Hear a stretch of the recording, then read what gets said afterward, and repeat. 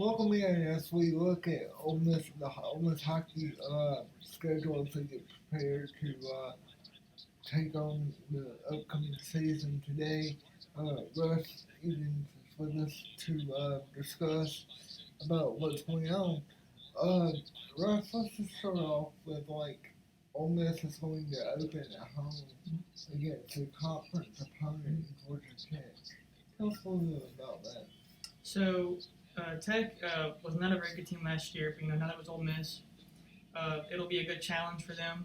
I mean, like I said, they are a division opponent, so it'll go a long way in the season. Um, Last year, I won't say the record right now or anything like that. That's all in the article I posted yesterday. But yeah, they weren't great last year. I think they were in the middle of the table. They had more wins than Ole Miss. They had probably 16 points. But the team itself didn't really stand out to me anyway. Their power play and some of the kills weren't great. But I mean, this year they could be a whole new team. They could be even a worse team. It's kind of hard to tell with the with the club hockey league. It's kind of hard to tell how they're going to be for that first deep game. That first period will be a lot. Will tell a lot about how it's going to go the rest of the weekend. And yeah, and then they go to Dallas Baptist University, and it'll be their second straight weekend, and that'll be tough for them because it's hockey, it's a more grueling game. But DBU was not very good last year.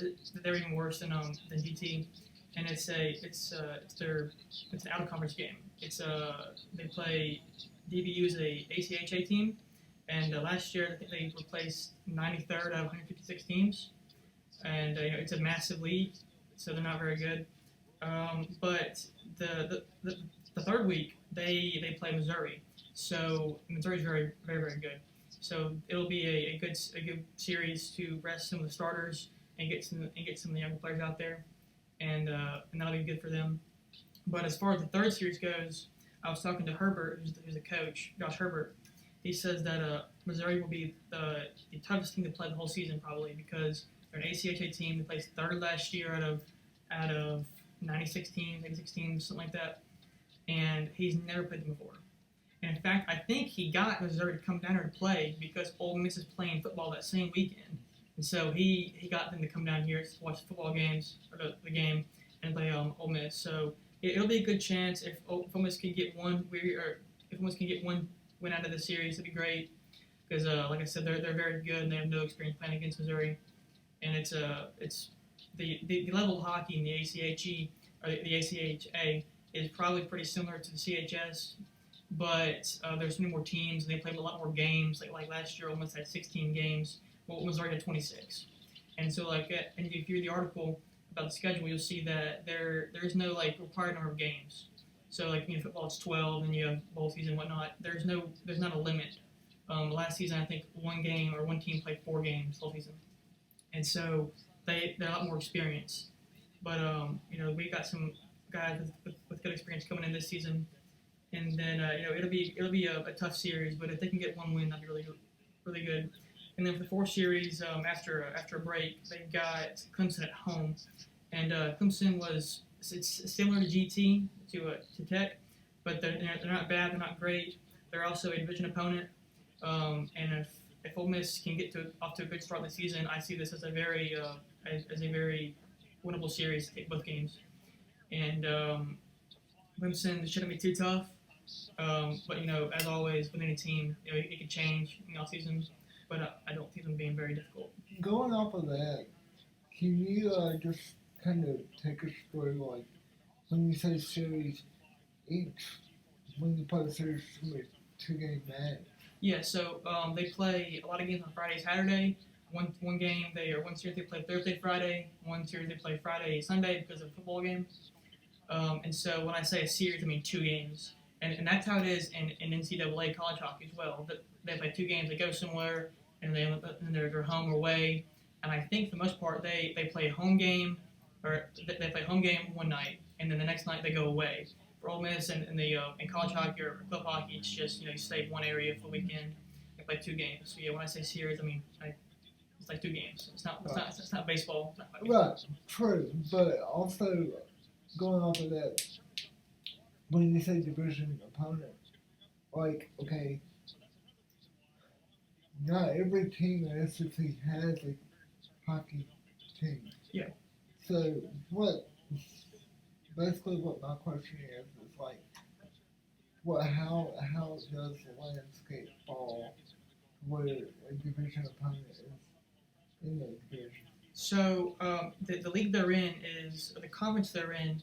I think it's called the AAU, something like that. But the league they're in is the CHS, and so it used to be called the SECHC, which is Southeastern Right. Collegiate Hockey something conference.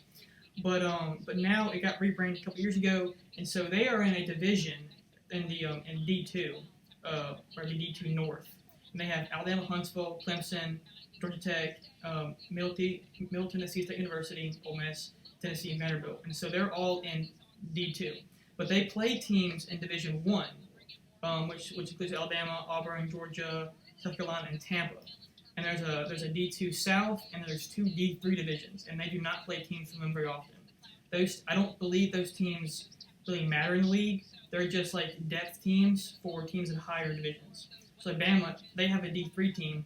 Now Ole Miss plays their D2 team, which is weird because Bama's D2 team is now in D3 because Bama moved up, and so their D3 teams are the same, but they're technically a D2 team because now they're D1. So it's kind of confusing, the whole thing. So there's D1, D2, D3, and they also have a new women's division in the CHS. But the landscape of the whole thing is kind of complicated, and you have to really just pay attention to it. The playoffs are even more confusing. I talked to the coach about it. They don't at least make sense right now. They sort of change them up kind of often, I think. But so that's a general idea of the divisions, I guess. Okay. Let's look back towards the fifth series as they go on to play Southern Illinois. Yeah, so that's probably their farthest travel series of the year, going all the way to Illinois. And they were not very good last year at all. SIUE. It should be a pretty winnable series for both games. It'll be it's similar to DBU it'll be a good prep series for a really tough 6 series at Tennessee. Last year Tennessee walloped Ole Miss. It was bad. It was not fun to watch. It was kind of impressive how many goals they scored. It was. But yeah, they play Tennessee away, and this is the first team only plays this season that qualified for the playoffs last season. So it'll be tough for sure. Or at least qualify for the CHS playoffs. Missouri also qualified for their playoffs. The last year they made it to the playoff, or they made it to the play-in game, but they lost to USF 4-5 in the next round, I believe. Let me make sure of that. No, they actually lost in the play-in game to USF. So they did not make it very far, but they still made the dance. And so a split of the series would be very good. I think. If Tennessee does digress from last season, which is possible, it could be winnable in both games. But just one game would be good enough, in my opinion. And I think the team would really get a boost from that. So like when the club team has to travel, do they raise money or is it kind of how?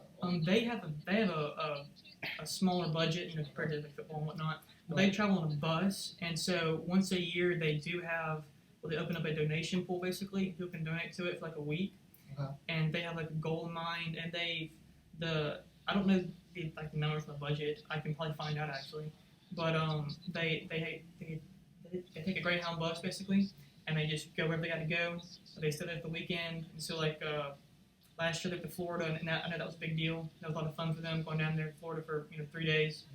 And they played USF. They didn't play great, but it wasn't as bad as the final scoreline might have been. But they travel in a Greyhound bus just when you have to. Yeah. Well, then you come back home and play Auburn, play Vanderbilt.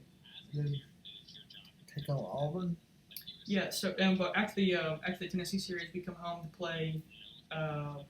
We go to Tennessee again, and we play MTSU, and they are a division opponent. Last year, Ole Miss didn't have very many wins. So, this series was one that I think last year we split with them. We did split with them, which is one of our few wins last season. It was one of our better wins, better games. I remember that. It was the first game that I was like, they from this point on, it could be different. Things could be different. The team, it didn't working out. But they played very well against MTSU last season in the first game, and hopefully they can continue to play well against them and translate the success they had last season against them into this season. And then they come home to play Vanderbilt, who's also a division opponent. And Vanderbilt is also not great. Last year we split with them. I remember my first game watching Ole Miss hockey was actually a 5-3 win over Vanderbilt at home, like in 2022. I remember that. So yeah, we could definitely take 2 from them. But a lot of these games, a lot of these series are winnable. In both games. But there are some who just were clearly outmatched in as long as we have some new guys coming in and they produce, every single series we have is splittable. We can take a game. Missouri, Tennessee, Bama are going to be some of the tougher opponents.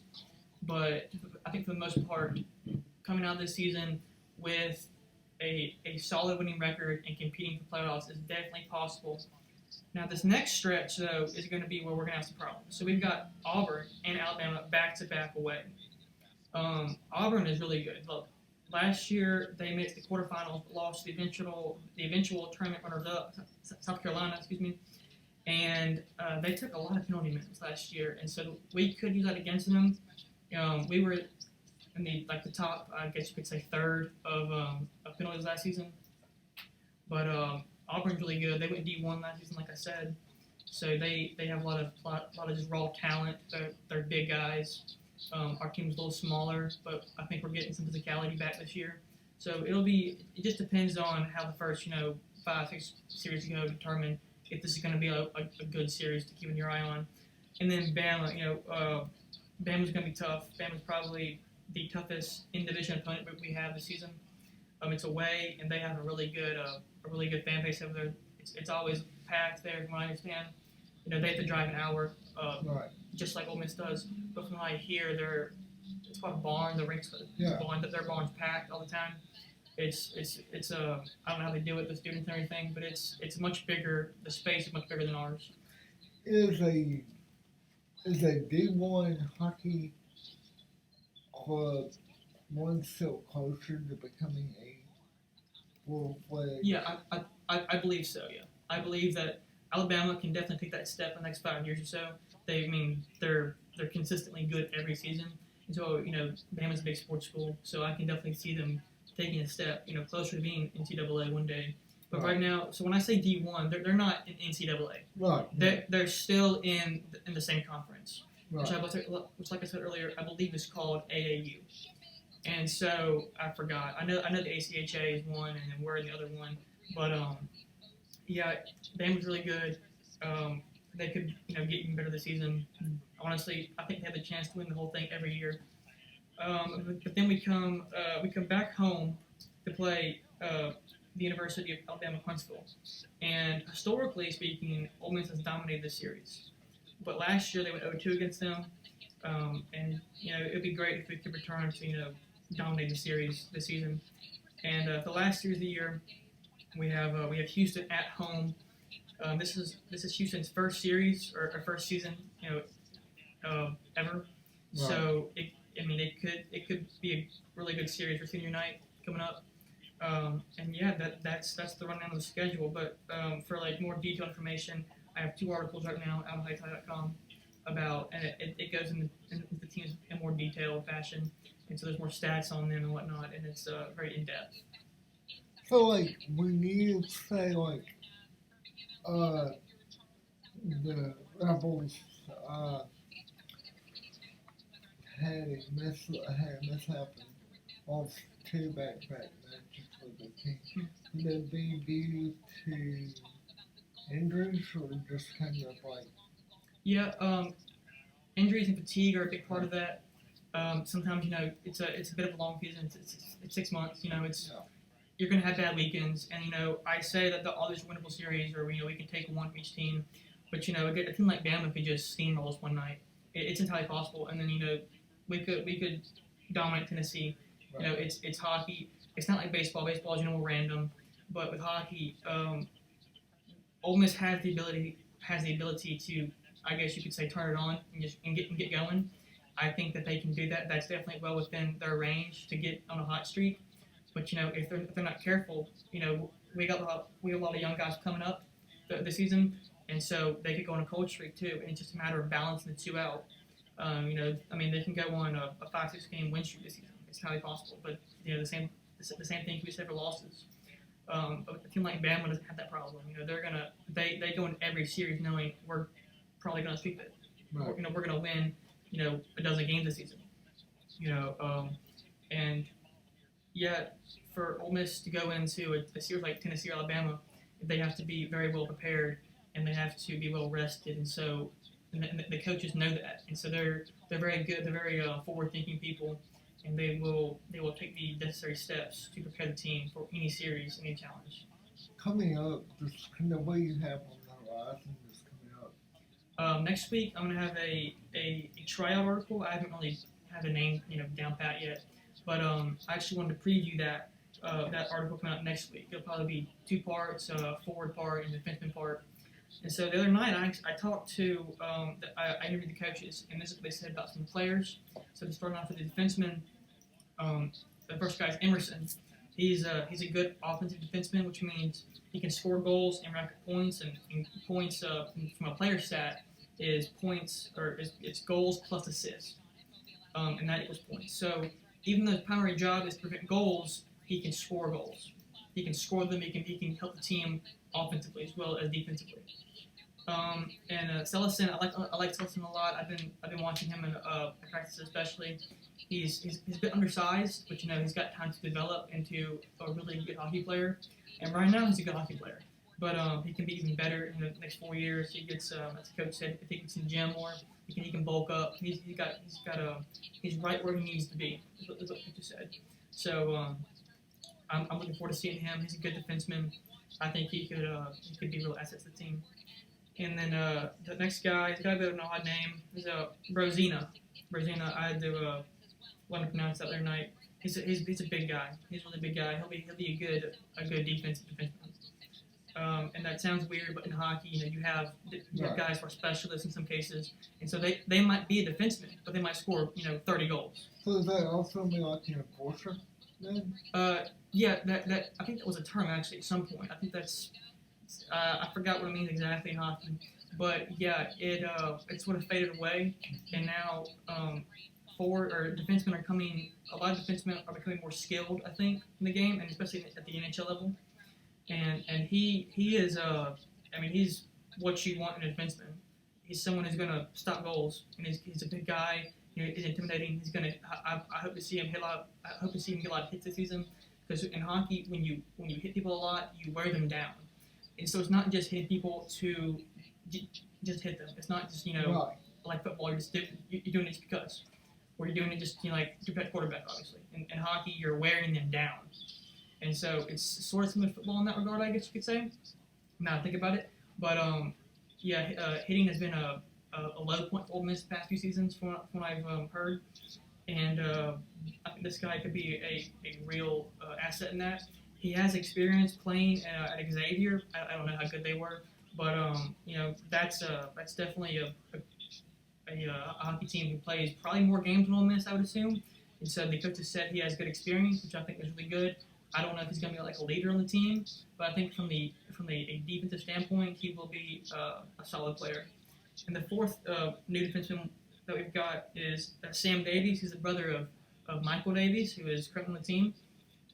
He's good size. He's got a decent shot. And he's very physical, which is something that, like I said, we need. His brother is last year he took a lot of penalty minutes. I think he had like 38 or 40.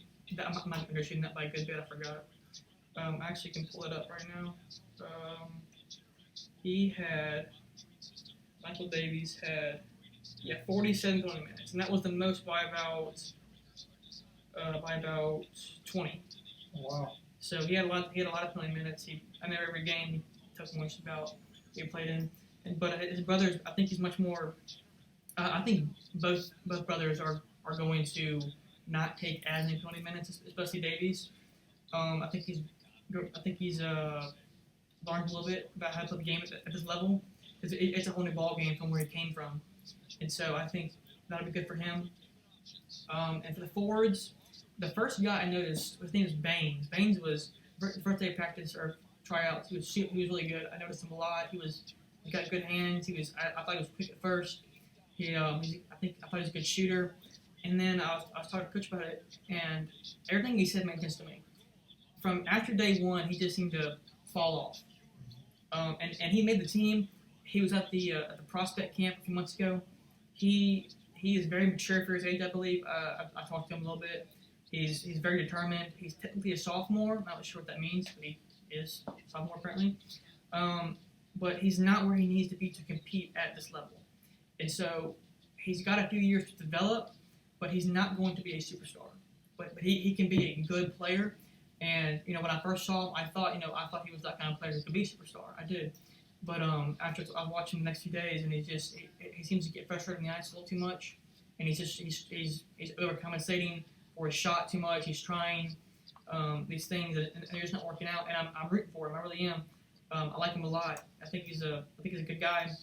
So for that, sorry, Shuffy. For that, when you said that he's a sophomore, is there like a number of years that you're eligible to play, like in NCAA wise, like after 4 or 5 years, I think after 4 or 5 years you're done. Okay. But yeah, Baines I like him a lot, but I don't think he's gonna get a lot of ice time this season. Maybe next year when he can reach the level he needs to be at. But for right now, the consensus that both coaches and player and Baines have is that he's not where he needs to be. But I hope he gets to where he needs to be soon. But he's a very good locker room presence, and I think he will. Despite him being a younger guy, he will be an energy source for the team, and he'll be a leader someday in the team.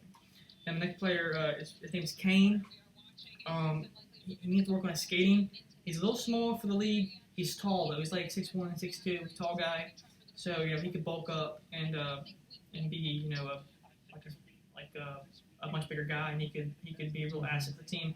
Right now though, as it stands, plenty of guys have been undersized and had success in the CHS. And from what I can tell, he has a lot of skill and potential, and so he can definitely. I think he can change the tide of the game. He can. I want to say a term called deking, and deking is the hockey equivalent of dribbling in basketball. So he can deke through opponents. I think a couple times this season he'll have a few highlight reel goals, and he'll make the opposing teams look foolish. I think he could, score 5-6 goals this season. And it'll be fun to watch him. He'll be similar to a guy named Cooper Fox last season, who was a freshman. Really, really good skater, I think. Very good hands. At the practice, he seemed like a bit of a one-man show to me. Like he's sort of out there on his own on the ice. But at practice, I guess he's trying to stand up more, and so that makes sense. I don't blame him for that. But I hope that doesn't translate into his game on the ice in a game, because he can definitely help the team, especially on the lower line. He can be there. He can help the team a lot.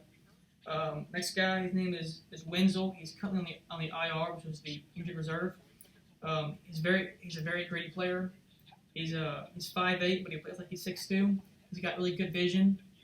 He's like I said, he's 5'8", but I think he can really sneak in behind the defense and be a goal scorer for the team. He can rack up some points over 4 years.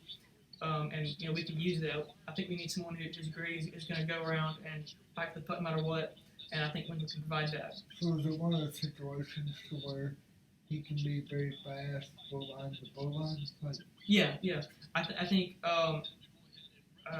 he could be a good back checker, which is like, so when you fail to score a goal and the opposing team gets the puck and they leave the zone and they're going to your goal, I think if he needed to, he could chase down the puck and get it back, and that's back checking. You're checking them from behind. You're trying to get the puck back from behind them.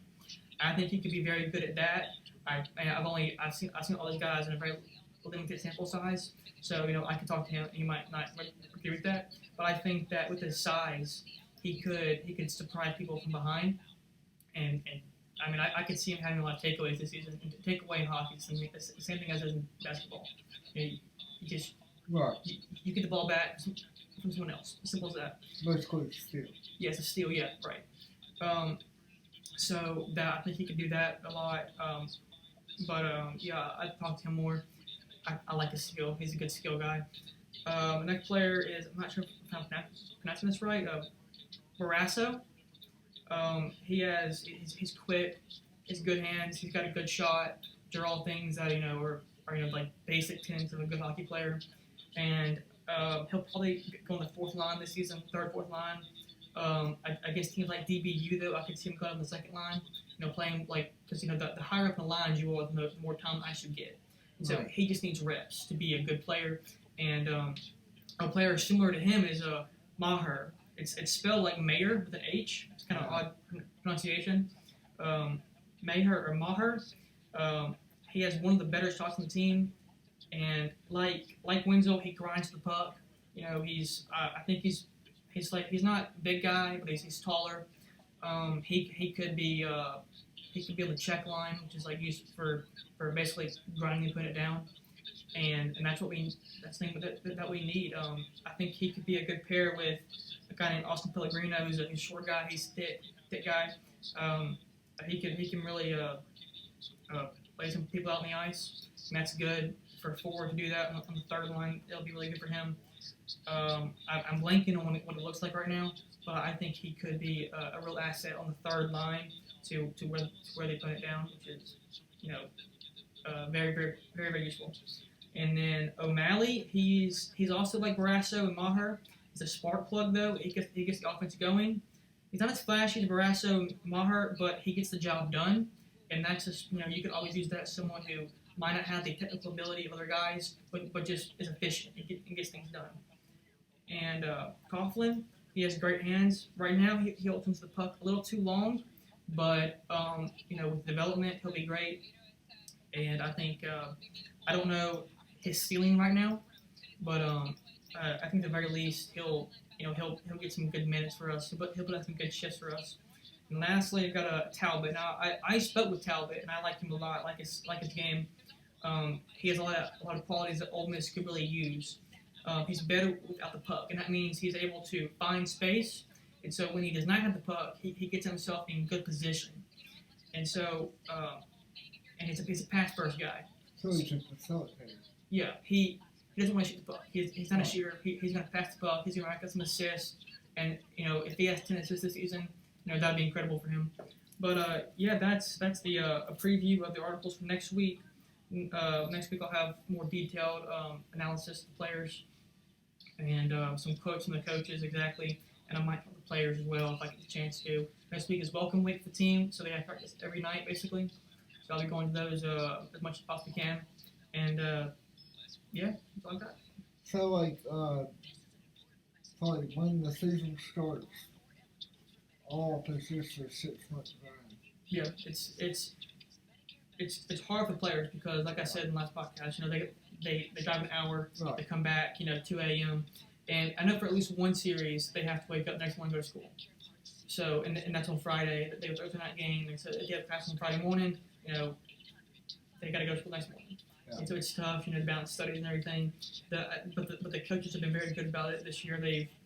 I've seen them talk more with the players than I did last year. The first few weeks of the season, I think they're going all in as much as they possibly can. They're really trying to make a push. They have some very ambitious goals this season, and I'll talk about that, about the goals and the preview of the season itself, probably two or three weeks from now. No. And so that'll be good. But the team has a very high ceiling this season. The floor is 2-16 like last year. We won't know if the puck drops on the 15th of September. So it basically looks like it's going to be a fun year just to watch the Rebels on the ice. I think they'll definitely contend the playoffs. I'm hoping, praying that they do. It's not going to be easy because the the league is big. It's a big league. A lot of big guys, physical players, teams that will just check you all day long. And Ole Miss, they got to get more size on them. And that's, I think a lot of players have the mindset that they're a bulldog, but they're a Shih Tzu, and that's fine. You go out there and you just do what you got to do, I guess. Alright, well, that's really appreciate it. And thanks for stopping by. We'll do it again next week. But stay tuned to HottyToddy.com for the latest on Ole Miss hockey and other Ole Miss sports and news around the town. Alright, catch y'all later.